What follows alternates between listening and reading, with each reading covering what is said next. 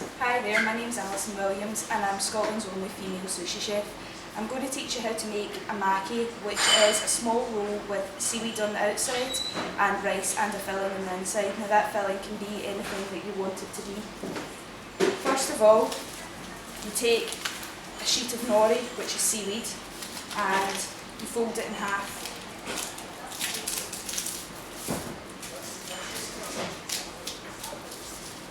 When you've got the half sheet of nori, what you want to do is get your rice and make it into a small ball in the palms of your hands. Now, you want to squeeze the rice, but not too hard that you actually break the individual grains of rice.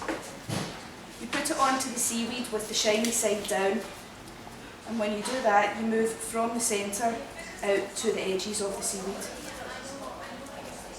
And then from the centre down, so that you have a nice neat line along the bottom of the seaweed. Moving out to the edges isn't so important. It doesn't need to be particularly neat because when you cut the sushi you do cut the edges off. And again, you move up to the top, leaving an inch gap at the top so that it makes it easy for the sushi to roll over so that the rice doesn't spill out. It's very important to make the rice very even over the seaweed, because if you don't get an even roll. Then you take the filling, which in this case is cucumber, and you lay it across the centre of the rice, which is on top of the seaweed.